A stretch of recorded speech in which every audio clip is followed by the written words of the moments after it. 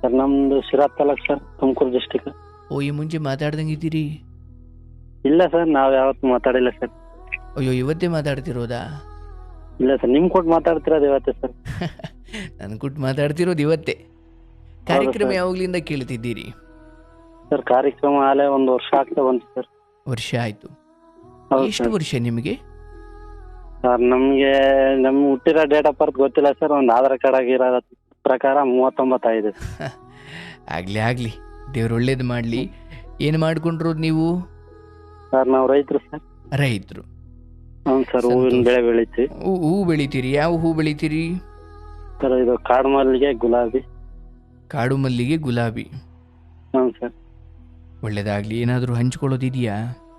ಹ್ಞೂ ಸರ್ ಇದೆ. ಇದೆ, ಹೇಳಿ ಹ್ಞೂ ಸರ್. ಸರ್. ಊಟ ಮಾಡಿದ್ರಾ? ಇನ್ನ ಇಲ್ಲ ಸರ್, ಊಟ ಮಾಡಿಲ್ಲ. ಇಷ್ಟು ಹೊತ್ತಾಯ್ತು ಇನ್ನೂ ಮಾಡಿಲ್ವಾ? ಇಲ್ಲ ಸರ್, ಇದು ಚಳಿ ಜಾಸ್ತಿ ಇದೆಯಲ್ಲ ಸ್ವಲ್ಪ. ಅದಕ್ಕೆ ಲೇಟಾಗಿ ಊಟ ಮಾಡ್ತೀರಾ? ಇಲ್ಲ, ವಾತಾವರಣ ಚೇಂಜ್ ಆಗುತ್ತಲ್ಲ, ಹಂಗಾಗಿ ಈಗ ಸ್ವಲ್ಪ ಹೂವು ಬಿಡಿಸ್ತಾ ಇದ್ವಿ. ಓ ಪಾಪ. ಅಂದ್ರೆ ಈಗ ಮನೇಲಿದ್ದೀರಾ, ತೋಟದಲ್ಲಿದ್ದೀರಾ? ಸರ್ ಮನೆ ಹತ್ರನೇ, ಹೊಲ ಮನೆ ಎರಡು ಒಂದೇ ಹತ್ರನೇ ಸರ್ ಇರೋದು ನಾವು. ನಿಮ್ಮ ತೋಟದ ಮನೆ? ಹ್ಞೂ ಸರ್. ಆಯ್ತು, ಹೇಳಿ ಏನು ಹಂಚ್ಕೊಳ್ಬೇಕು? ಸರ್ ನಮ್ಮ ಅಮ್ಮಣಿ ಬಗ್ಗೆ ಒಂಚೂರು ವಿಚಾರಿಸ್ಬೇಕು, ನಮ್ಮ ಪಾಪ. ಅಮ್ಮಣಿನ? ಹ್ಞೂ ಸರ್. ನಮ್ಮ ಹಂಗಂದ್ರೆ ಯಾರು? ಮಗಳು ಸರ್. ಮಗಳು? ಮಗಳನ್ನ ನೀವು ಅಮ್ಮಣ್ಣಿ ಅಂತೀರಾ? ಹಾಂ ಸರ್. ಆಯ್ತು, ಹೇಳಿ ಹೇಳಿ, ಏನಾಯ್ತು? ಸರ್ ಇದು ನಾವು ನಮ್ಮ ತಂದೆಗೆ ನಾವು 3 ಜನ ಮಕ್ಕಳು. ಅದರಲ್ಲಿ 2 ಅಕ್ಕ ತಂಗಿಯನ್ನು ಮದುವೆ ಆಗಿದ್ವಿ, ಅಣ್ಣನು ಮತ್ತೆ ನಾನು.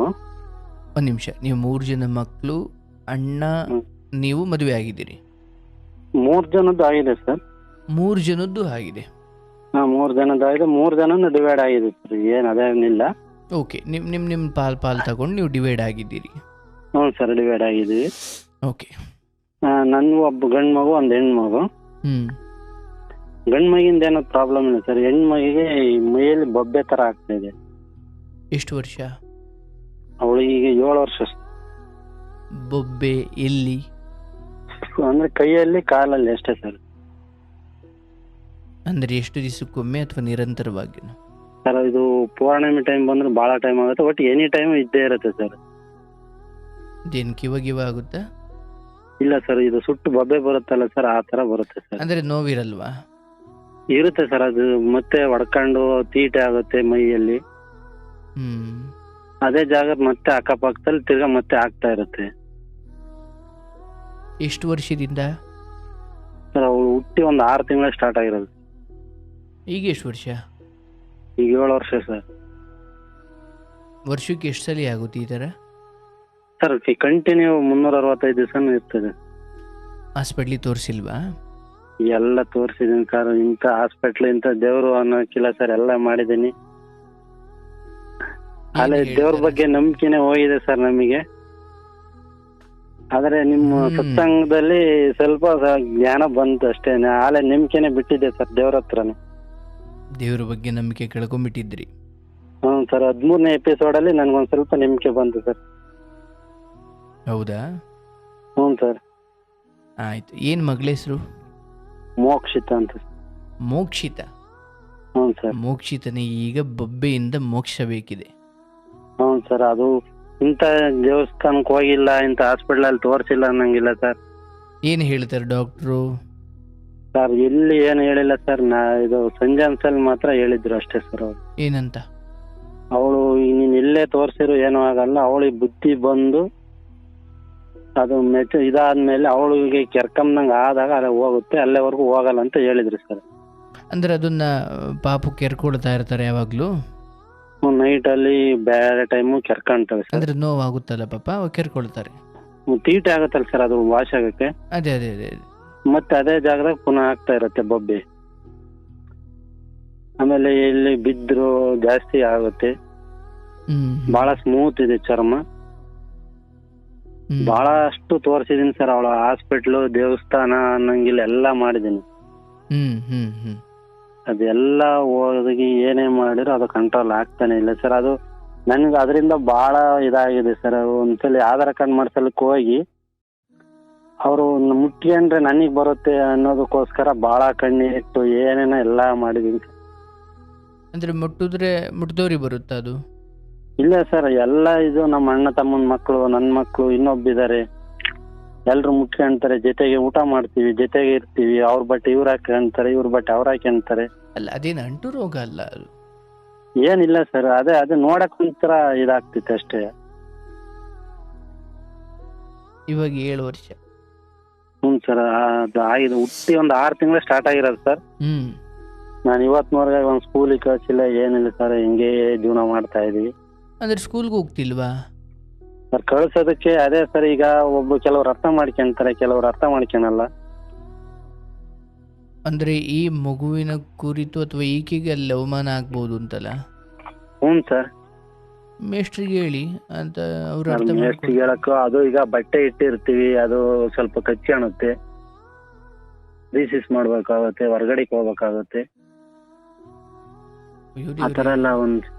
ಈ ಕಾರಣಕ್ಕೆ ನೀವು ಶಿಕ್ಷಣವನ್ನು ತಡೆ ಹಿಡಿಯೋದು ಇದೆಯಲ್ಲ, ಅದು ಒಳ್ಳೇದಲ್ಲ. ಸರ್ ಏನ್ ಮಾಡೋದು ಸರ್? ನೋಡಿ ಮತ್ತೀಗ ನೋಡಿ, ನಾನು ಹೇಳೋದು ಇಂಥ ಕಾರಣಗಳು. ಬಹುಶಃ ಒಬ್ಬ ಮೇಷ್ಟ್ರು ಅಥವಾ ಇನ್ಯಾರೋ ತಗಾದೆ ತೆಗೆದ್ರೆ ಅದಕ್ಕೆ ಅವ್ರು ಹಂಗೆ ಮಾಡಂಗಿಲ್ಲ, ಹಂಗೆ ತೆಗಿಯಂಗಿಲ್ಲ. ಅದಕ್ಕೆ ಬೇಕಾದ ಒಂದಷ್ಟು ತಯಾರಿ ಮಾಡಿಕೊಂಡು ಮುನ್ನೆಚ್ಚರಿಕೆ ತಗೊಂಡು ಶಾಲೆಗೆ ಹೋಗಬೇಕು. ಈ ನೋಡಿ, ನಾನು ಒಂದೇ ಸತಿ ಹೇಳ್ತೀನಿ, ಈ ಗಾಯಕ್ಕೆ ಬಹುಶಃ ಇನ್ನೊಂದು 2 ವರ್ಷ ಆಯಸ್ಸಿರ್ಬೋದಷ್ಟೇ. ಬಟ್ ನಿಮ್ಮ ಮಗಳು ಇನ್ನು ಬಹಳ ಬದುಕಬೇಕಾದವಳು. ಹ್ಞೂ ಸರ್, ನೀವು ನನಗೂ ಅದೇ ಸರ್. ಸಮಯ ಹಿಡಿಯುತ್ತೆ, ಬೇಕು, ಇನ್ನೂ ಒಂದು 2 ವರ್ಷ ಬೇಕು. ಆದರೆ ಆ ಗಾಯ ಆಕೆ ಬದುಕಲ್ಲಿ ಉಳಿಯೋಕೆ ಬಂದಿಲ್ಲ. ಅದು ಹಾಂ ಸರ್. ಆಯ್ತಾ, ಹೋಗುತ್ತೆ. 2 ವರ್ಷ ನೆನ್ಪಿಟ್ಕೊಳ್ಳಿ. ಈ ಸಮಯದಿಂದ 2 ವರ್ಷ. ಆದರೆ ನಾನು ಹೇಳೋದು, ಆಕೆಗೆ ತನ್ನ ಗಾಯದ ಕುರಿತಾಗಿ ನಾನು ಏನು ಮಾಡಿಕೊಂಡ್ರೆ ಏನಾಗುತ್ತೆ, ನಾನು ಹೆಂಗಿರಬಾರ್ದು, ಅಥವಾ ಇದಕ್ಕೆ ನಾನೇನು ಎಚ್ಚರಿಕೆ ತಗೊಳ್ಬೇಕು, ಅಥವಾ ಅದನ್ನು ಕೆರಿಬಾರ್ದು, ಒಂದು ಆ ಮಟ್ಟಿನ ಬುದ್ಧಿ ಅಥವಾ ಪ್ರಜ್ಞೆ ತುಂಬ ದೊಡ್ಡ ಮಟ್ಟಕ್ಕೆ ಜಾಗೃತವಾದಾಗ ಅದು, ಅಂದರೆ ನೀವೇನೇ ಕೇರ್ ಮಾಡ್ಬೋದು, ಬಟ್ ಆಕೆಗೆ ಸ್ವಯಂ ಕೆಲವು ವಿಚಾರಗಳು ಅನಿಸಬೇಕು. ಆಯಿತಾ? ಆದರೆ ಇಲ್ಲಿ ಗಾಯಕ್ಕಿಂತ ದೊಡ್ಡ ದುರಂತ ನಡೀತಿರೋದು ಆಕೆ ಶಿಕ್ಷಣ ತಪ್ಪಿಸ್ತಿರಲ್ಲ, ಇದು ಒಳ್ಳೇದಲ್ಲ ಸರ್. ಶಿಕ್ಷಣ ಅಂದ್ರೆ ಅದೇ ಸರ್, ಈಗ ಕೆಲವರು ಅರ್ಥ ಮಾಡ್ಕೊಂತಾರೆ. ಈಗ ಅವ್ರಿಗೆ ಯಾರಾದರೂ ಏನಾದರೂ ಅನ್ಲಿ ಸರ್, ಆಯಿತು, ಅಲ್ಲೆಲ್ಲ ಮೂಲೆಯಲ್ಲಿ ಕೂತ್ಕೊಳ್ಳಿ ಅಥವಾ ಸಪ್ರೇಟ್ ಕೂತ್ಕೊಳ್ಳಿ, ಪರವಾಗಿಲ್ಲ. ಅಲ್ಲ, ನೀವು ಸುಮ್ಮನೆ ಯೋಚನೆ ಮಾಡಿ, ಶಿಕ್ಷಣವಿಲ್ಲದ ನಿಮ್ಮ ಮಗಳ ಬದುಕು ಭವಿಷ್ಯದಲ್ಲಿ ಇವತ್ತಿನ ಈ ಗಾಯದ ಕಾರಣಕ್ಕೆ ಆಕೆಯ ಬದುಕನ್ನು ಒಂದಿಡೀ ಜೀವನ ಪೂರ್ತಿ ಶಿಕ್ಷಣವಿಲ್ಲದ ಬದುಕು, ಅದು ದೊಡ್ಡ ಗಾಯ. ಹೌದು ಸರ್, ಅದು ಅರ್ಥ ಆಗ್ತಿದೆ ಸರ್. ನನಗೂ ಸ್ವಲ್ಪ ನಂದು ವಿದ್ಯೆ ಇಲ್ಲ ಸರ್, ನಾವು ವಿದ್ಯೆ ಕಲ್ತಾರಲ್ಲ, ಏನಿಲ್ಲ ಸರ್. ಅದ ನನಗೆ ಅದು ಅರ್ಥ ಆಗ್ತೈತೆ. ಹೇಳಿಲ್ವಾ ಆಕೆಗೆ ನೀವು? ಹೇಳ್ತೀವಿ ಸರ್, ಅದೇ ಅದು ಸ್ವಲ್ಪ ಈ ತಿನ್ಸಲ್ಲಿ ಸ್ವಲ್ಪ ಕಮ್ಮಿ ಆಗಲ್ಲ. ಸ್ಕೂಲ್ಗೆ ಹೋಗೋದ್ರಿಂದ ಏನ್ ಪ್ರಾಬ್ಲಮ್ ಅಂದೆ ಸರ್, ಈಗ ಊಟಕ್ಕೆ ಬಿಡ್ತಾರೆ, ರಿಸಿಸಿ ಕಳಿಸ್ತಾರೆ, ಅವಾಗ ಹುಡುಗರು ಪಡೋದ್ರು ತಳ್ತಾ ಇಲ್ಲ ಆಡ್ತಾ ಏನಾನ ಬಿದ್ಬಿಟ್ರೆ ಫುಲ್ ಗಾಯ ಆಗ್ಬಿಡುತ್ತೆ ಸರ್. ಜಾಸ್ತಿ ಕಾಲು ಕೈ ಎಲ್ಲ ಕಿತ್ಕೊಂಡು ಹೋಗುತ್ತೆ ಸರ್. ಚರ್ಮ ಬಹಳ ಸ್ಮೂತ್ ಇದೆ ಸರ್ ಅದು.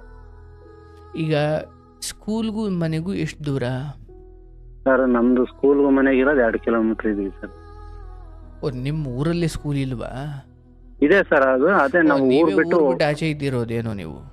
ಹೌದು ಸರ್, ಅದೇ ಈಗ ಇಲ್ಲ ನಾವು ಒಂದು ಫಂಕ್ಷನ್ಗೆ ಹೋಗಕ್ಕಿಲ್ಲ, ಅಲ್ಲಿ ತೋರ್ಸು ಇಲ್ಲಿ ತೋರ್ಸು, ಆಗ ಅಲ್ಲಿ ಚೆನ್ನಾಗ್ ನೋಡ್ತಾರೆ, ಇಲ್ಲಿ ಚೆನ್ನಾಗ್ ನೋಡ್ತಾರೆ.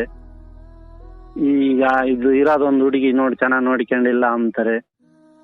ಮತ್ತೆ ಈಗ ನಮ್ಮ ಅಣ್ಣನ ಮಕ್ಕಳು ಅವು ಮದುವೆಗೆ ಬಂದಿದ್ದಾರೆ, ಈಗ ಇವ್ರನ್ನ ನೋಡಿ ಅವ್ರು ಬರೋರೇನಂತಾರ ಹೋಗಾರೇನಂತಾರೋ ಅನ್ನೋದು ಬಹಳ ಒಂದು ಮನಸ್ಸಿಗೆ ಜಾಸ್ತಿ. ಆಯ್ತು, ಈಗ ನೋಡಿ, ನನಗನ್ಸೋದು ಇದರ ಕುರಿತು ಹೊರಗಿನವ್ರನ್ನೆಲ್ಲ ನೀವು ತುಂಬಾ ಗಮನದಲ್ಲಿ ಇಟ್ಕೊಳಕ್ ಹೋದ್ರೆ ಮಗಳನ್ನ ಕಳ್ಕೊಂಡ್ಬಿಡ್ತೀರಾ.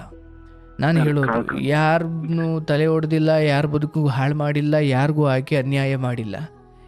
ಈ ವಿಚಾರದಲ್ಲಿ ಹೊರಗಡೆಯವ್ರು ಯಾರು ನಿನ್ನ ಮನೆ ಹತ್ರ ಬರ್ದೇ ಹೋಗ್ಲಿ, ಪರವಾಗಿಲ್ಲ. ಈ ಕಾರಣದಿಂದ ಹೊರಗಿನವ್ರಿಗೆ ಏನೇನೋ ಅಸಹ್ಯಗಳಿರ್ಬೋದು ಅಥವಾ ಅವ್ರಿಗೆ ಅಸಡ್ಡೆಗಳಿರ್ಬೋದು, ಈ ಕಾರಣಕ್ಕೆ ಅವ್ರೇನೇನೋ ಹೇಳ್ಬೋದು. ಅದನ್ನು ನೀವು ಒಂದ್ಸಾರಿ ಮನಸ್ಸಿಗೆ ತಗೊಂಡು, ನಾನು ಮತ್ತೆ ಹೇಳ್ತಾ ಇದ್ದೀನಿ, ಈ ಗಾಯಕ್ಕಿನ್ನ 2 ವರ್ಷ ಆಯಸ್ಸಿದೆ. ಅದರ ನಂತರ ಅಂದರೆ ನಿಮ್ಮ ಮನೆಯ ಈ ಸ್ಥಿತಿ ಹೊರಗಿನವರಿಗೆಲ್ಲ ಬಣ್ಣಗಳನ್ನು ತೋರಿಸುತ್ತಷ್ಟೇ ಈ ಸಮಯದಲ್ಲಿ, ಅಲ್ವಾ?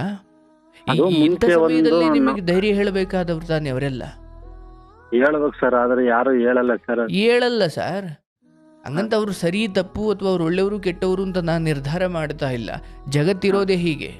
ಅವ್ರನ್ನೆಲ್ಲ ನೀವು ಕಾಪಾಡಿಕೊಳ್ಳಿಕ್ಕೆ, ಅವರೆಲ್ಲರ ಇಚ್ಛೆಯಂತೆ ನೀವು ನಡಿಲಿಕ್ಕೆ ಕೆಲವು ಆಗಬೇಕಾದ ಕೆಲಸಗಳನ್ನೆಲ್ಲ ನೀವು ತಡೆ ಹಿಡಿದು ಈಗ ಶಿಕ್ಷಣ ಕೊಡಿಸ್ಲಿಕ್ಕೆ ನೀವೇನೋ ಒಂದು ಕಾರಣ ಹುಡುಕೊಂಡಿದ್ದೀರಾ, ಅಥವಾ ಎಲ್ಲೋ ನಿಮ್ಮ ಯಾರ್ದು ಮದುವೆ ಆಗಬೇಕು, ಅವರೆಲ್ಲ ದೊಡ್ಡವರಾಗಿರೆ, ಅಲ್ಲಿಗೆ ಹೋದರೆ ಅವ್ರೇನಂತಾರೋ ಇವ್ರೇನಂತಾರೋ. ನಿಮ್ಮ ಮಗು ನಿಮ್ಮ ಮನೇಲಿ ಇಟ್ಕೊಳ್ಳಿ, ನೀವು ನಿಮ್ಮ ಮನೇಲಿ ಇರಿ, ನೀವು ಎಲ್ಲಿಗೂ ಹೋಗಬೇಡಿ, ಬರೋರು ಬರಲಿ, ಬರ್ದವ್ರು ಇರೋರು ಅಲ್ಲಿರಲಿ, ಆಯ್ತು. ಆದರೆ ಇದನ್ನು ನೀವು ಇಷ್ಟು ದೊಡ್ಡ ಮಾನವರೋಗ ಮಾಡಿಕೊಂಡು ಏನಪ್ಪ ಎತ್ತಪ್ಪ ಅಂತ ಇದ್ದರೆ ಇಲ್ಲ, ಪರವಾಗಿಲ್ಲ. ಮನೇಲಿ ಇವಾಗ ಏನು ಚಿಕಿತ್ಸೆ ನಡೀತಾ ಇದೆ ಅಥವಾ ಏನು ನಡೀತಾ ಇದೆ ನಡೀಲಿ. ಆದರೆ ಯಾರೊಬ್ಬರು ನಿಮಗೆ ಹೇಳಿದ್ದಾರೆ ಈ ಹಿಂದೆ, ಮತ್ತು ನಾನು ಅದನ್ನು ಉಚ್ಚಾರ ಮಾಡ್ತಾ ಇದ್ದೀನಿ. ಈಕೆಗೆ ತನ್ನ ಗಾಯದ ಕುರಿತು ತುಂಬ ಪ್ರಜ್ಞೆ ಬರಬೇಕು, ಏನು ಮಾಡಬೇಕು ಏನು ಮಾಡಬಾರ್ದು, ಎಲ್ಲಿ ಹೋಗಬೇಕು ಎಲ್ಲಿ ಹೋಗಬಾರ್ದು.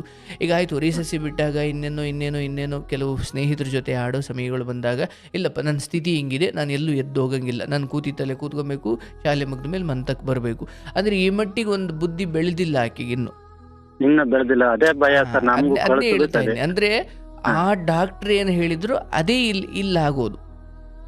ಆಕೆಗೆ ತನ್ನ ಗಾಯವನ್ನು ಸರಿ ಮಾಡಿಕೊಳ್ಳೇಬೇಕು. ನಾನು ಇದಕ್ಕೆ ಹಿಂಗಿರಬೇಕು, ನಾನು ಇದು ತ್ಯಾಗ ಮಾಡಬೇಕು, ಆಟ ತ್ಯಾಗ ಮಾಡಬೇಕು, ಫ್ರೆಂಡ್ಸ್ ಜೊತೆ ಅದು ಇದು ಎಲ್ಲ ತ್ಯಾಗ ಆಗಲೇ ನನ್ನ ಗಾಯ ಸರಿ ಹೋಗೋದು.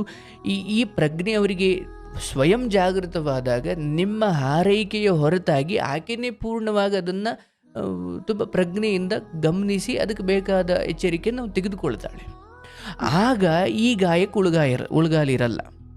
ಇಲ್ಲಾಂದ್ರೆ ಏನಾಗುತ್ತೆ, ಈ ಮಕ್ಕಳು ಬುದ್ಧಿ ಇನ್ನೇನು ಸರಿ ಹೋಗಬೇಕು ಅಂದಂಗೆ ಮತ್ತೆ ಚಿಗುರ್ಲಿಕ್ಕೆ ಏನೇನು ಎಡವಟ್ಟು ಬೇಕೋ ಮಾಡ್ಕೊಳ್ತಾ ಇರ್ತವೆ. ಆ ಕಾರಣಕ್ಕೆ ಇದಿನ್ನೂ ಜೀವಂತವಾಗಿದೆ ಹೊರತು ಅದೇನೇ ಇರಲಿ. ಹೀಗೆ ಒಂದು 9 ವಯಸ್ಸಿನ ವೇಳೆಗೆ ಬರುವಷ್ಟರಲ್ಲಿ ಇದು ನಿಧಾನವಾಗಿ ತನ್ನ ನೋಡಿ, ನನ್ನ ಪ್ರಕಾರ ಏನೋ ಒಂದು ಕರ್ಮದ ಕಾರಣಕ್ಕೆ ಕೆಲವೊಂದು ಯಾತನೆಗಳಿರ್ತವೆ, ಅದನ್ನು ನಾವು ಅನುಭವಿಸಲೇಬೇಕು. ಆದರೆ ಈ ನಡುವೆ ಮನೆಯಲ್ಲೇ ಆಕೆಗೆ ಮಿನಿಮಮ್ ಏನು ಶಿಕ್ಷಣ ಕಲಿಸ್ಲಿಕ್ಕೆ ಸಾಧ್ಯ ಅದೊಂದನ್ನು ನೀವು ನೆಪ ಇಟ್ಕೊಂಡು ಮನೆಯನ್ನೆಲ್ಲ ನೀವು ಸುಡುಗಾಡು ಮಾಡ್ಕೊಂಡು ಕೂತ್ಕೊಳ್ಳಂಗಿಲ್ಲ. ಆಕೆಗೆ ನೀವು ಧೈರ್ಯ ತುಂಬಬೇಕು, ನೀವು ಧೈರ್ಯವಾಗಿರಬೇಕು. ನೋಡಿ, ಒಂದು ಸ್ಪಷ್ಟವಾಗಿ ತಿಳ್ಕೊಳ್ಳಿ, ಅದೊಂದು ಹರಿಯೋ ಗಳಿಗೆ ಬರೋವರೆಗೂ ನೀವು ಎಂಥ ದೊಡ್ಡ ಅಮೇರಿಕದಿಂದ ವಿಜ್ಞಾನಿ ಕರ್ಕೊಂಬಂದು ಡಾಕ್ಟರ್ ಕರ್ಕೊಂಬಂದು ಕೂರಿಸಿದ್ರೆ ಅದು ಆಗಲ್ಲ. ಅದಕ್ಕೊಂದು ಹರಿಯೋ ಗಳಿಗೆ ಅಂತ ಇರುತ್ತೆ. ಅದು ಬರೋವರೆಗೂ ನೀವು ಸುತ್ತದೇ ಇರೋ ಆಸ್ಪತ್ರೆ ಇಲ್ಲ ಅಂತ ಹೇಳ್ತಾ ಇರ್ತೀರಿ ಆಗಾಗ. అవును ಸರ್, ಸುಮ್ಮನೆ ಮಿನಿಮಮ್ ಅಂದ್ರೆ ಒಂದು 50 ಹಾಸ್ಪಿಟಲ್ ಮೇಲಾಗಿದೆ ಸರ್. ಆಮೇಲೆ ದೇವಸ್ಥಾನ ಅಂತೂ ಲೆಕ್ಕಿಲ್ಲ ಸರ್. ಅದರಿಂದ ಸ್ಟೂಡೆಂಟ್ಸ್ ಬೇಸತ್ತು ಈಗ ಒಂದವ್ರಿಗೂ ಹೋಗಲ್ಲ ಸರ್. ಮನೆ ಇಲ್ಲೇ ಭಗವಂತ ಎಲ್ಲ ನೀನೇ ಕಣಪ್ಪ ಅನ್ನೋದು. ಆಗ ಭಗವಂತನೇ ನೋಡಿ, ನಾನು ಹೇಳೋದು ನಿಮಗೆ ಆ ನೋವಿದೆ, ನೀವು ಮಾತಾಡ್ತಿದ್ದೀರಿ. ಆದರೆ ನಾನು ಕೃಷ್ಣನ ಅನುಗ್ರಹದಿಂದಲೇ ಹೇಳ್ತಾ ಇದ್ದೀನಿ, ಆಕೆಯ ಗಾಯ ಅಥವಾ ಆಕೆಗೆ ಅಂಟಿರುವ ಅದು ಕಿತ್ತು ಹೋಗಿ ಅಥವಾ ಅದು ಮಾಯವಾಗಿ ಅಥವಾ ಅದು ಸಂಪೂರ್ಣ ಗುಣವಾದ ಮೇಲೆ ದೇವರನ್ನು ನಂಬುವುದು ಬಿಡೋದು ಗಾಯವಾಸಿ ಆಗುತ್ತೆ, ಆಗಲೇಬೇಕು, ದೇವರ ಅನುಗ್ರಹ. ಆದರೆ ಅದರ ನಂತರ ದೇವರು ನಂಬಿ ಅಂತ ನಾನು ಹೇಳಲ್ಲ. ಆದರೆ ಭಕ್ತಿ ಇದೆ, ಆದ್ರೆ ಹೋಗೋದು ಕೈ ಬಿಟ್ಟಿದ್ದೀನಿ ಅಷ್ಟೇ ಸರ್. ಭಕ್ತಿ ಇದೆ. ನಮ್ಮ ನಂಬಿಕೆಗಳಿಂದ ದೇವರಿಗೆ ಆಗಬೇಕಾದ್ದೇನೂ ಇಲ್ಲ. ನೀವೆದೆಷ್ಟೇ ಪೂಜೆ ಮಾಡಿ, ಎಷ್ಟೋ ಪೂಜಾರಿಗಳು ಆಕ್ಸಿಡೆಂಟ್ ಆಗಿ ರಸ್ತೆಯಲ್ಲೇ ಸತ್ತೋಯ್ತಾರೆ. ಅಂದ್ರೆ ಅವರು ಈ ಜೀವನ ಪೂರ್ತಿ ಪೂಜೆ ಮಾಡ್ಕೊಂಡು ಬಂದವ್ರಿಗೆ ಯಾಕೆ ಅವ್ರಿಗೆ ಆ ದುರಂತ ಆಯ್ತು ಅವ್ರ ಬದುಕಲ್ಲಿ? ನೋಡಿ, ನಾನು ಮತ್ತೆ ಹೇಳ್ತೀನಿ, ನನ್ನ ಮನೆಯಲ್ಲಿ ನನ್ನ ಮಕ್ಕಳಿಗೋ ನನಗೋ ಅಥವಾ ನನ್ನ ಕುಲಕ್ಕೋ ಅಥವಾ ನನ್ನ ಮನೆತನಕ್ಕೋ ಬಂದಿರುವ ಕಷ್ಟಗಳು, ತಾಪತ್ರಗಳು, ರೋಗಗಳು, ರುಜಿನಗಳು, ದುಃಖಗಳು ಇವೆಲ್ಲದಕ್ಕೂ ಭಗವಂತನಿಗೂ ಸಂಬಂಧವೇ ಇಲ್ಲ. ಭಗವಂತ ಕೇವಲ ನಮಗೆ ಎಲ್ಲ ಚೆನ್ನಾಗಿ ನಡೆದ್ರೆ ನಾನು ಹೋಯ್ತೀನಿ, ಏನೋ ಒಂಚೂರು ಕೆಟ್ಟರೆ ನಾನು ಹೋಗಲ್ಲ ಅನ್ನೋದಾದರೆ ಅದು ನನ್ನ ಅಧಪ್ಪತನ. ನಾನು ಪಾತಾಳಕ್ಕೆ ಹೋಗ್ತಿದ್ದೀನಿ, ದೇವರು ಇಲ್ಲಿ ಕಳ್ಕೊಳ್ಳೋದೇನೂ ಇಲ್ಲ, ದೇವರು ಇಲ್ಲಿ ಪಡ್ಕೊಳ್ಳೋದು ಏನೂ ಇಲ್ಲ. ನಾನು ಹೇಳೋದು, ಒಂದು ನಂಬಿಕೆ ನಮ್ಮನ್ನು ಯಾವಾಗಲೂ ಜೀವಂತವಾಗಿರೋ ಥರ, ಭರವಸೆಯಿಂದ ಇರೋ ಥರ ಮಾಡುತ್ತೆ. ಇಲ್ಲ ಬಿಡಪ್ಪ ಇನ್ನೇನು, ಯಾಕಂದರೆ ದೇವರನ್ನು ಪೂಜಿಸಿದವರು, ಭಕ್ತಿ ಮಾಡಿದವರೆಲ್ಲ ಚೆನ್ನಾಗಿರೋದಾದ್ರೆ ಇವತ್ತು ಯಾಕೆ ದೇವಸ್ಥಾನಗಳು, ದೇವರ ಮಂದಿರಗಳಿರಬೇಕಿತ್ತು? ಕಷ್ಟ ಇರೋದಕ್ಕೆ ಅಲ್ಲೋ ಇದಿರೋದು ಅವನು. ನೋಡಿ ಎಂಥ ದುರಂತ. ಅಯ್ಯೋ, ನಾನು ದೇವರನ್ನು ತುಂಬ ನಂಬ್ತೀನಿ, ನಾನು ದೇವಸ್ಥಾನಕ್ಕೆ ಹೋಗ್ತಾನೆ ಇದ್ದೀನಿ. ಆ ದೇವಸ್ಥಾನದಲ್ಲಿರುವ 100 ಜನರಲ್ಲಿ 90 ಜನ ನೊಂದಿರೋರೆ, ಕಷ್ಟದಲ್ಲಿರೋರೆ, ಭಕ್ತರೆ. ಹಂಗಂದ್ರೆ ದೇವಸ್ಥಾನಕ್ಕೆ ಹೋದ್ಮೇಲೆ ಕಷ್ಟ ಬಂದಿದ್ದು ಅಥವಾ ಕಷ್ಟ ಬಂದಿರೋದಕ್ಕೆ ದೇವಸ್ಥಾನಕ್ಕೆ ಹೋಗ್ತಿರೋದು ಅಂದರೆ ಉತ್ತರ ಇಲ್ಲ. ಆದರೆ ಧರ್ಮ ಹೇಳುತ್ತೆ ಕಷ್ಟ ಬರಲಿ ಬಿಡ್ಲಿ. ಹೇಗೆ ನನ್ನ ಮನೆಯಲ್ಲಿ ಏನೋ ಶುಭ ಕಾರ್ಯ ಇದ್ದಾಗ ಮಾತ್ರ ನಾನು ಲೈಟ್ ಹಾಕ್ತೀನಿ, ಮಾಮೂಲಿ ದಿನ ನಾನು ಕತ್ಲಲ್ಲಿ ಬದುಕ್ತೀನಿ ಅಂತ ಏನಿಲ್ಲ. ಇಲ್ಲ ಶುಭ ಕಾರ್ಯ ಇರಲಿ ಬಿಡಲಿ, ನನ್ನ ಬದುಕು ಚೆನ್ನಾಗಿ ಹಸನಾಗಿ ಇರಬೇಕು ಅಂದರೆ ಬೆಳಕಿರಬೇಕು.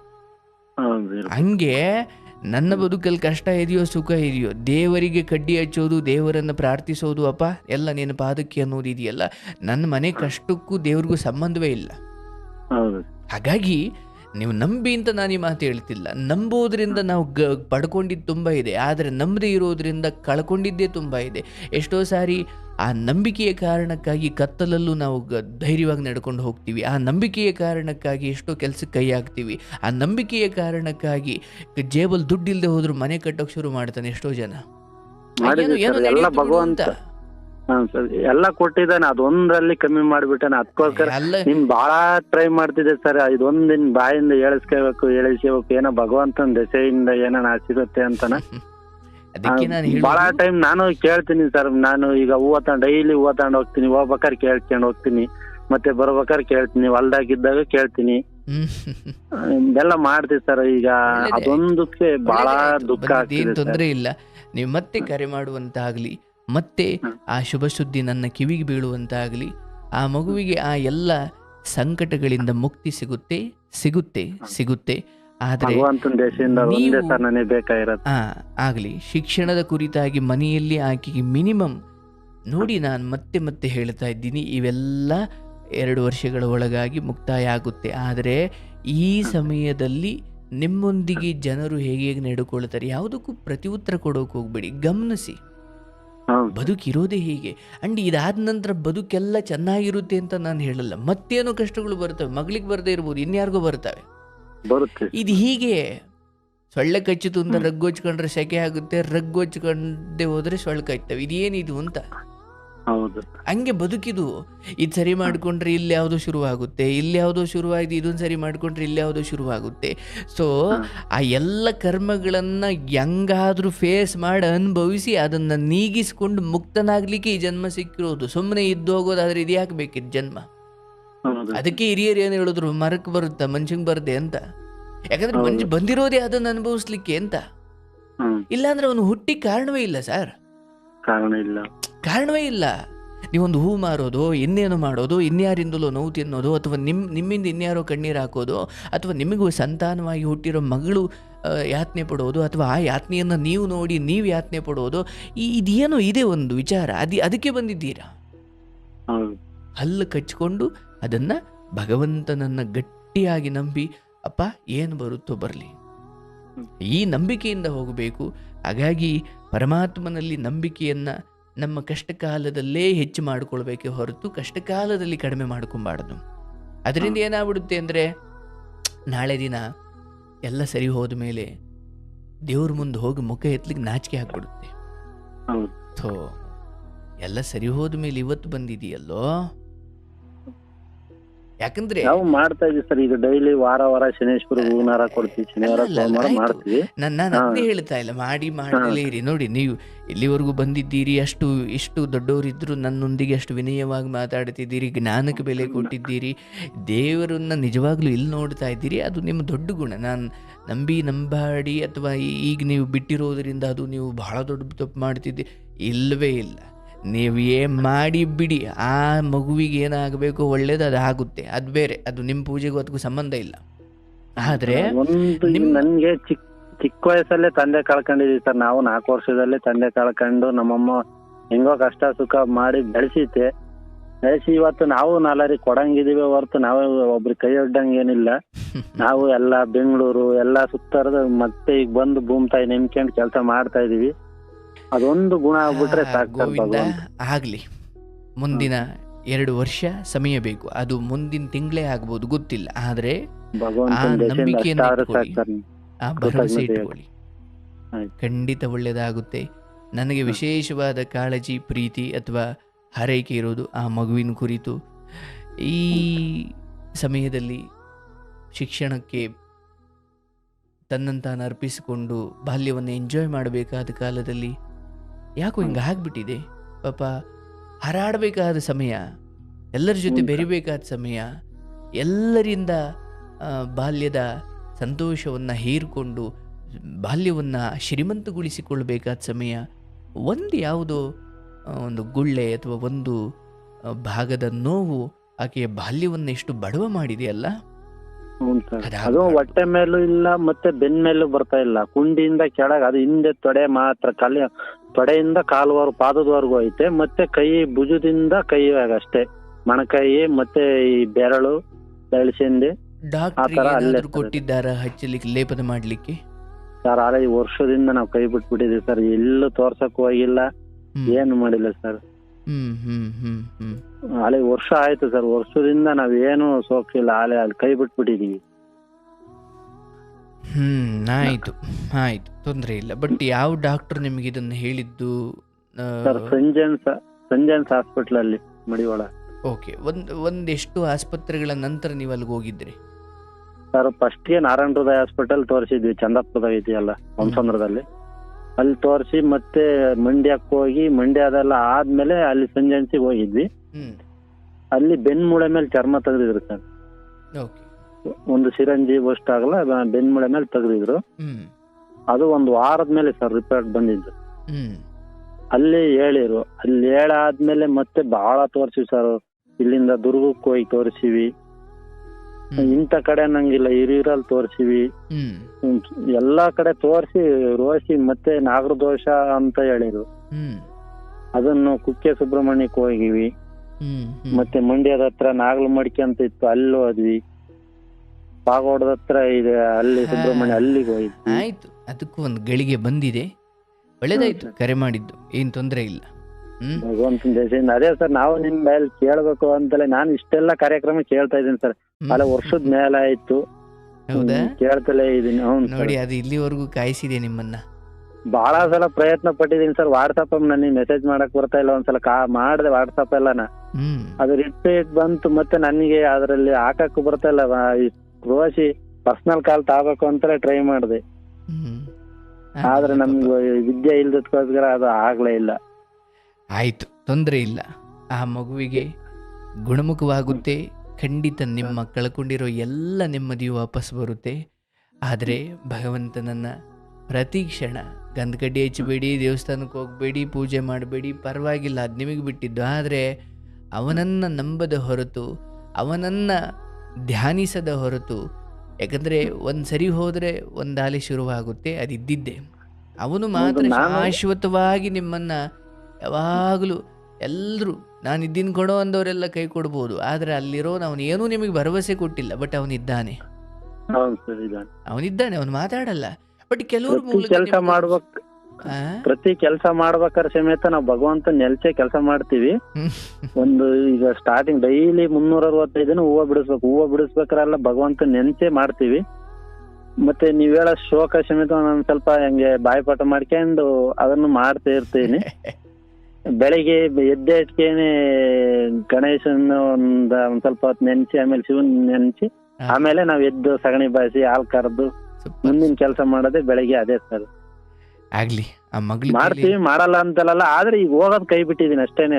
ಪ್ರತಿ ನಿತ್ಯನೂ ನಾನು ಶೋಕ ಮಾಡೋದೇನಿಲ್ಲ, ಆದ್ರೆ ದೇವಸ್ಥಾನಕ್ಕೆ ಹೋಗೋದು ಕೈ ಬಿಟ್ಟಿದೀನಿ ಅಷ್ಟೇ ಸರ್. ಯಾಕಂದ್ರೆ ಭಗವಂತ ಎಲ್ಲಿಂದ ಎಲ್ಲೇವರೆಗೂ ನನ್ ಕಾಯಿಲಿಲ್ವಲ್ಲ, ಎಲ್ಲಾ ಕೊಟ್ಟನೆ ಸರ್, ಸಿರಿ ಕೊಟ್ಟನೆ, ಸಂಪತ್ ಕೊಟ್ಟ, ಎಲ್ಲಾ ಕೊಟ್ಟ, ಬಂಗಾರದಂತ ಮನೆನೂ ಕಟ್ಟಿವಿ, ಮತ್ತೆ ವ್ಯವಸಾಯ ಮಾಡಿವಿ, ಗಿಡನೂ ತಂದಿದೀವಿ, ಅಡಿಕೆ ಗಿಡ ಇಟ್ಟಿವಿ, ಅದು ಬಂದೈತಿ.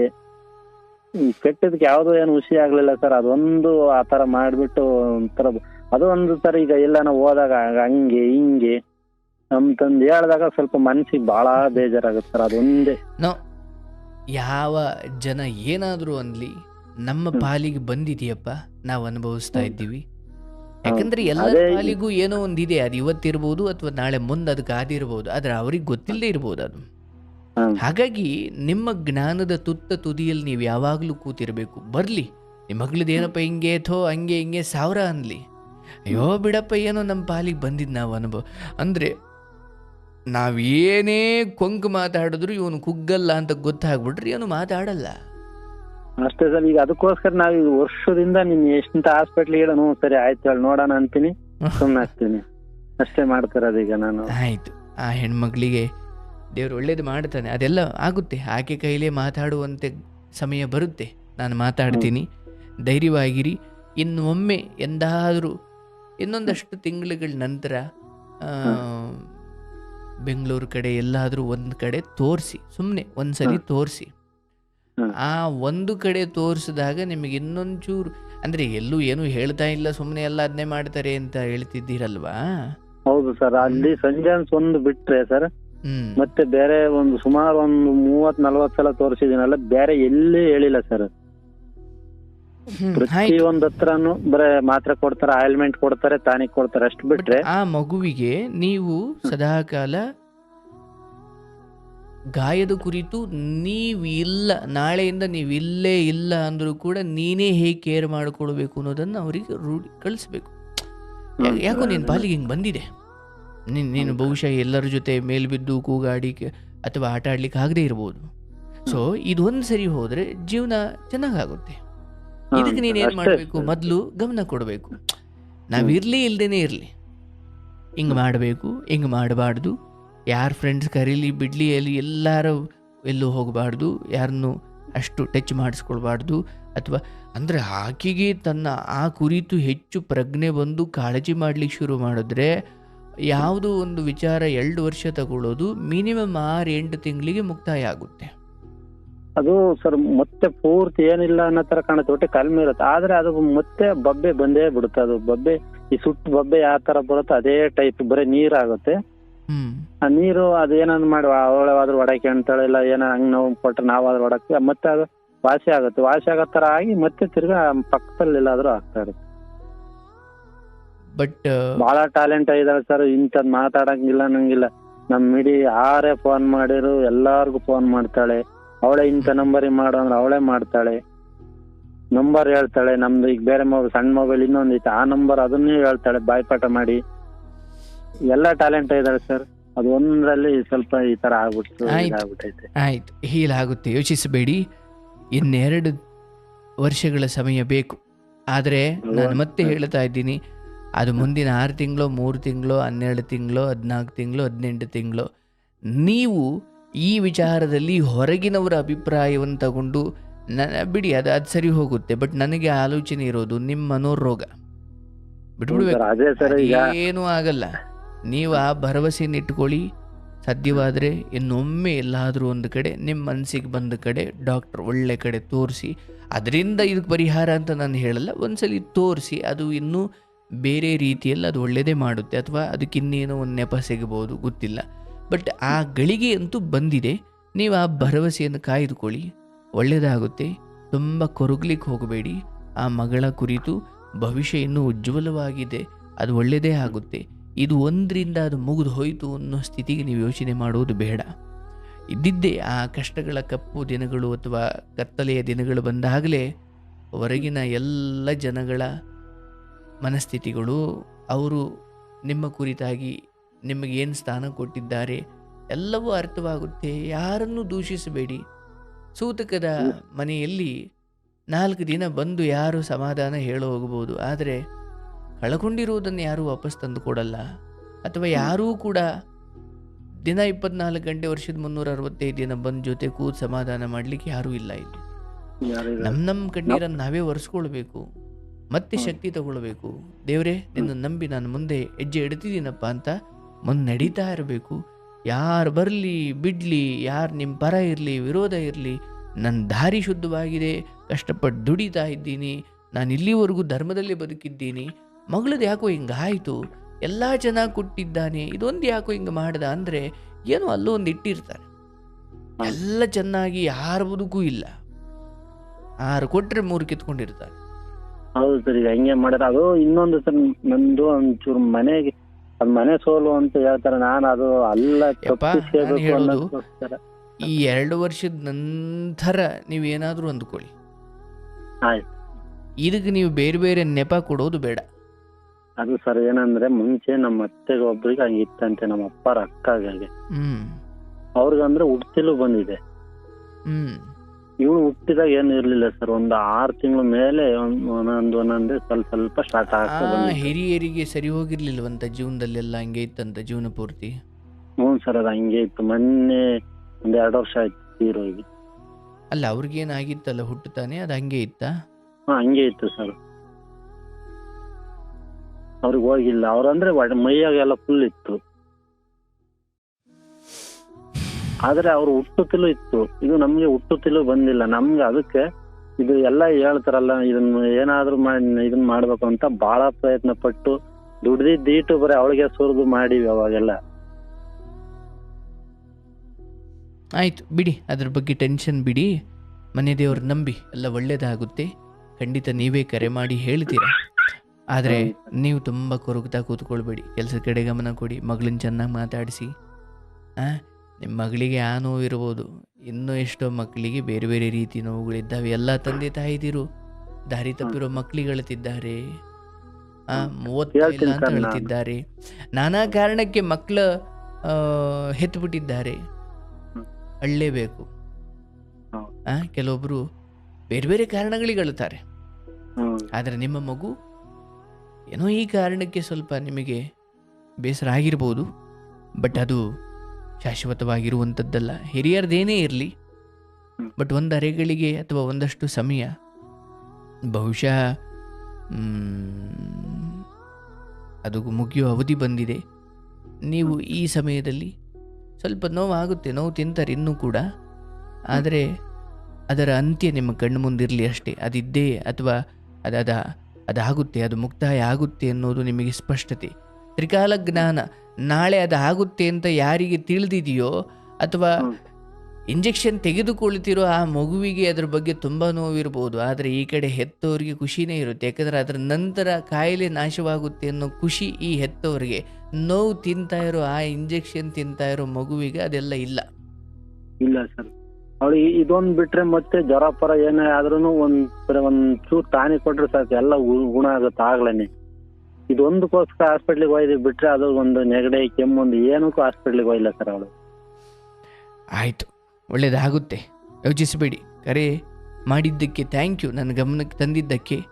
ನಾನು ಬಹಳ ಪ್ರಯತ್ನ ಪಟ್ಟಿದ್ದೀನಿ ಸರ್. ಅದೇನೋ ಭಗವಂತನ ದೇಶದಿಂದ ಅದೊಂದೇನ ಪ್ರಾರ್ಥನೆ ಮಾಡಿ ಸರ್, ಏನ ಬಡವರು. ಏನಿಲ್ಲ, ನಿಮ್ಮ ಧರ್ಮ, ನಿಮ್ಮ ಒಳ್ಳೆ ಗುಣ ಖಂಡಿತ ಕಾಪಾಡುತ್ತೆ. ನೋಡಿ, ಅದು ಯಾರ್ದು ಎಷ್ಟೇ ಆಶೀರ್ವಾದ ಇರಲಿ, ಆ ಗಳಿಗೆ ಬರೋವರೆಗೂ ಯಾವುದು ಸರಿ ಹೋಗಲ್ಲ. ಸೊ ಈ ಸಮಯದಲ್ಲಿ ನೀವು ಹೀಗೆ ಅಂದುಕೊಳ್ಬೋದು, ಓಕೆ, ಎಲ್ಲ ಸುತ್ತಾಡಿ ಎಲ್ಲವನ್ನು ದಾಟಿಕೊಂಡು ಯಾಕೋ ಮನಸ್ಸು ಈ ಕಡೆ ಎಳಿತಾಯಿತು ಬಂದಿದ್ದೀರಿ. ನಾನು ಅಷ್ಟೇ ಪೂರ್ಣವಾಗಿ, ನಾನೇನು ಅದ್ಭುತ ಪವಾಡ ಏನಿಲ್ಲ. ಆ ಹೆಣ್ಮಗಳಿಗೆ ಯಾವುದು ಬಂದು ಜೋತು ಬಿದ್ದಿದೆಯೋ ಅದು ಅಂತ್ಯವಾಗೂ ಗಳಿಗೆ ಬಂದಿದೆ. ನೀವು ಇಲ್ಲಿಗೆ ಬರೋದು ಒಂದೇ ಆಗಿದೆ, ಕಾಗೆ ಕೂರೋದು ಕೊಂಬೆ ಮುರಿಯೋದು ಒಂದೇ ಗಳಿಗೆ ಅಷ್ಟೇ. ಅದು ನಮ್ಮಿಂದ ಆಯಿತು ಅಂತ ಏನಿಲ್ಲ. ಎಲ್ಲ ಸರಿ ಹೋದಂಥ ಕಾಲದಲ್ಲಿ ಆ ಮಗಳು ಚೆನ್ನಾಗಿ ತಮ್ಮ ಸಮಾನ ವಯಸ್ಕರೊಂದಿಗೆ ಆಟ ಆಡ್ತಾಳಲ್ಲ, ಅದು ನಿಜಕ್ಕೂ ಬಹಳ ಸಂತೋಷ. ಯಾಕಂದ್ರೆ ನಾವು ಆ ದಿನಕ್ಕೋಸ್ಕರನೇ ಕಾಯ್ತಾ ಇದೀವಿ ಸರ್, ಏನ್ ಮಾಡೋದು ಅನ್ನೋದು ಅದೊಂದಕ್ಕೋಸ್ಕರನ. ಈಗ ಊರಲ್ಲಿ ಹೋಗೋದಕ್ಕೂ ಇಲ್ಲಿರಕ್ಕೂ ಆಗೋದಕ್ಕೂ ಅದೊಂದಕ್ಕೆ ಬಹಳ ಯೋಚನೆ ಆಗ್ತಾ ಇತ್ತು. ಬಿಡಿ, ಹೊರಗಬೇಡಿ. ಏನೋ ಈ ಸಮಯದಲ್ಲಿ ಸ್ವಲ್ಪ ಎಲ್ಲ ಭಾರವನ್ನು ಅವನ ಮೇಲೆ ಹಾಕಿ ಆರಾಮಾಗಿರಿ. ಮಗಳಿಗೆ ಧನಾತ್ಮಕವಾಗಿ ಒಳ್ಳೆಯದನ್ನೇ ಹೇಳಿ, ಆಕೆಗೆ ಆ ಕಡೆ ಗಮನ ಹೋಗದಂಗೆ ಸಂಪೂರ್ಣವಾಗಿ ಅವರ ಗಮನವನ್ನು ಒಳ್ಳೆಯದ್ರ ಕಡೆ ಏನೋ ಬೇರೆ ಮಾತಾಡ್ತಾ ಅವರನ್ನು ಖುಷಿಯಾಗಿಡಿ. ದೇವ್ರು ಒಳ್ಳೇದು ಮಾಡಲಿ, ಶುಭವಾಗಲಿ. ಮತ್ತೆ ಸಿಗೋಣ. ಶುಭವಾಗಲಿ. ಗೋವಿಂದ ನಾರಾಯಣ. ನೋಡಿ, ಇದು ಯಾರೋ ಆಶೀರ್ವಾದ ಮಾಡಿಬಿಟ್ರು, ಯಾವುದೋ ಪವಾಡ ನೀಡಿತು ಅಂತ ಏನಿಲ್ಲ. ನನ್ನ ಈ ದಾರಿಯಲ್ಲಿ ನನಗೆ ಒಂದು ಸ್ಪಷ್ಟತೆ ಸಿಕ್ಕಿದೆ. ಏನಂದರೆ, ನಾವೇ ಆಶೀರ್ವಾದ ಮಾಡಲಿಕ್ಕೆ ನಾವೇನು ದೇವರಲ್ಲ. ಆದರೆ ನಾನು ಯಾವ ಶಕ್ತಿಯನ್ನು ಬಲವಾಗಿ ನಂಬುತ್ತೀನಿ, ಬೆಳಗ್ಗೆದ್ರೆ ಗಂಟೆಗಟ್ಟಲೆ ಆ ಶಕ್ತಿಯ ಅಥವಾ ಅದರ ಪಾದದಲ್ಲಿ ಕೂತು ಅಥವಾ ಅದನ್ನು ಹೆಚ್ಚು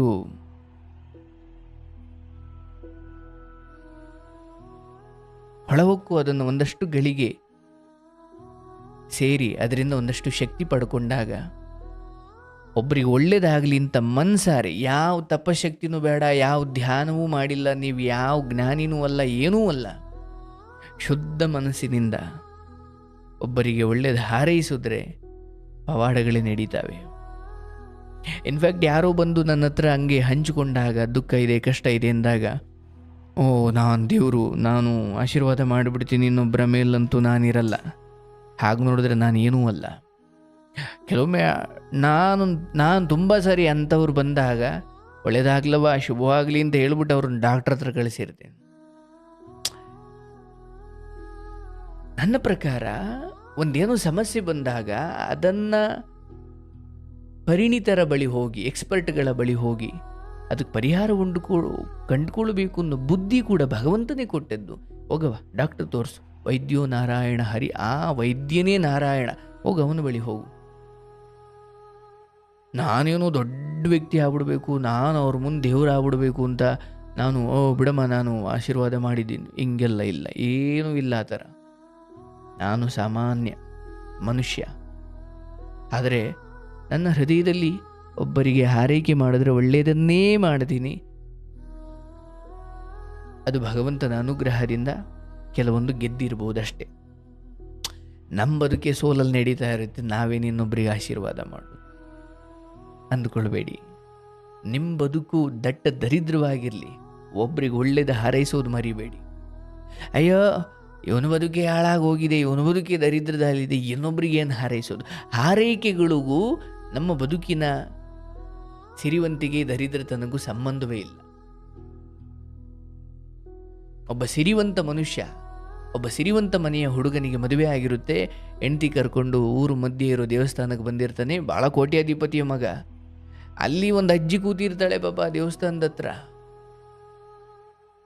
ದೇವಸ್ಥಾನಕ್ಕೆ ಬಂದಿದ್ದಾನೆ ಈ ಕೋಟ್ಯಾಧಿಪತಿಯ ಮಗ, ಆಗಿನ ಮದುವೆ ಆಗಿದ್ದಾನೆ, ಹೆಂಡತಿ ಕರ್ಕೊಂಡು ಮನೆಯವರೆಲ್ಲ ದೇವಸ್ಥಾನಕ್ಕೆ ಬಂದಿದ್ದಾರೆ. ಹಳೆಯ ದೇವಸ್ಥಾನ, ಏನೋ ಊರು ಗ್ರಾಮ ದೇವತೆ ಅಂತ ಬಂದುಬಿಟ್ಟಿದ್ದಾರೆ. ಕೋಟ್ಯಾಧಿಪತಿಯ ಮಗ ಸೊಸೆ ಅಲ್ಲಿ ಕೂತಿದ್ದು ಒಂದು ಅಜ್ಜಿ ಪಾದಕ್ಕೆ ಬೀಳ್ತಾರೆ ಅವರಿಬ್ಬರು. ಇದು ಹೆಂಗಿದು ಅಂತ ಅವ್ರು ನೋಡಿದ್ರೆ ಕೋಟ್ಯಾಧಿಪತಿ, ಈ ಅಜ್ಜಿಗೆ ನೋಡಿದ್ರೆ ಮಕ್ಕಳೆಲ್ಲ ಹೊರಗಡೆ ಹಾಕಿದ್ದಾರೆ, ತಿನ್ನೋಕ್ಕೆ ಗತಿ ಇಲ್ಲ, ಆ ಅಜ್ಜಿ ಪಾದಕ್ಕೆ ಯಾಕೆ ಬೀಳ್ತಾವನಿವನು? ಅಂದರೆ ಅವರ ಒಳಗಡೆ ಇರುವ ಆ ಜ್ಞಾನ ಅಥವಾ ಅವರ ಒಳಗಿನ ತಿಳುವಳಿಕೆಗೂ ಗೊತ್ತು ಏನಂದರೆ, ಹಣಕ್ಕೂ ಮೀರಿ ಆ ಅಜ್ಜಿಯ ಬದುಕಿಗೆ ಒಂದು ತುತ್ತು ಅನ್ನದ ಗತಿ ಇಲ್ಲ, ಹೌದು, ಆದರೆ ಆ ಅಜ್ಜಿ ಶುದ್ಧವಾಗಿ ನಮಗೆ ಹಾರೈಕೆ ಮಾಡ್ತಾಳೆ ಅಂತ. ಹೌದು, ಆ ಅಜ್ಜಿಯ ಆಶೀರ್ವಾದಕ್ಕಿರೋ ಶಕ್ತಿ ಇದೆಯಲ್ಲ, ಅದು ಯಾರಿಗೂ ಇರಲ್ಲ. ಹಾಗಾಗಿ ನಾನು ಆ ಶಕ್ತಿಯನ್ನು ಅಥವಾ ಆ ತತ್ವದ ಆಧಾರದ ಮೇಲೆ ಒಬ್ಬರಿಗೆ ಒಳ್ಳೇದು ಹಾರೈಸ್ತೀನಿ. ಇವನ್ ನಮ್ಮ ಬದುಕು ಕಷ್ಟ ಸುಖಗಳಲ್ಲೇ ನಡೀತಾ ಇದೆ, ಆದರೆ ನಾನು ಇನ್ನೊಬ್ಬರಿಗೆ ಹಾರೈಸೋದನ್ನು ಬಿಟ್ಟಿಲ್ಲ, ಅಥವಾ ಇನ್ನೊಬ್ಬರಿಗೆ ಒಳ್ಳೆಯದನ್ನು ವಿಶ್ ಮಾಡೋದನ್ನು ಬಿಟ್ಟಿಲ್ಲ. ನಮ್ಮ ಬದುಕಿಗೆ ಯಾರು ವಿಶ್ ಮಾಡ್ತಾರೋ ಬಿಡ್ತಾರೋ ಸೆಕೆಂಡ್ರಿ, ನಾವೊಬ್ಬರಿಗೆ ಒಳ್ಳೇದಾಗಲಿ, ಶುಭವಾಗಲಿ, ಹರೇ ಕೃಷ್ಣ, ಗೋವಿಂದ, ನಾರಾಯಣ, ಒಳ್ಳೇದಾಗ್ಲಪ್ಪ, ಚೆನ್ನಾಗಿದೆಯಾ, ಒಳ್ಳೇದಾಗಲಿ, ಶುಭವಾಗಲಿ, ಬಾಯ್ ಬಿಟ್ರೆ ಇದನ್ನು ಹೇಳಿ ನಿಮ್ಗೆ ಎಂಥ ಶಕ್ತಿ ಬರುತ್ತೆ ನೋಡಿ. ತುಂಬ ಪ್ರಜ್ಞಾಪೂರ್ವಕವಾಗಿ ಧ್ಯಾನಸ್ಥವಾಗಿ ಹೇಳಬೇಕು ಅದನ್ನು. ಒಳ್ಳೇದಾಗಲಿ ಕಣೆಯ, ಶುಭವಾಗಲಿ, ಏನೋ ಒಳ್ಳೇದಾಗಲಿ ಅಂದ್ಬಿಟ್ಟು ಮನಸ್ಸಲ್ಲಿ ಒಂದಿದ್ದು ನಾಲಿಗೆಯಲ್ಲಿ ಒಂದೇ ಹಂಗಾಗಬಾರ್ದು. ಅಂತರಂಗವೇನೋ ನಾಲಿಗೆಯಲ್ಲೂ ಹಾಗೆ ಬರಬೇಕು. ಆ ಮಗುಗೆ ಒಳ್ಳೇದಾಗಲಿ, ಶುಭವಾಗಲಿ, ದೇವ್ರು ನಿಮ್ಮನ್ನು ಚೆನ್ನಾಗಿಡಲಿ. ಪಾಪ ತಂದೆ ಎಷ್ಟು ನೋವಲ್ಲಿದ್ದಾರೆ. ಆಗುತ್ತೆ, ಮಗಳು ಅಷ್ಟು ಕೊರಗದಾಗ ಯಾವ ತಂದೆ ತಾನೇ ನೆಮ್ಮದಿಯಾಗಿರೋಕ್ಕೆ ಸಾಧ್ಯ?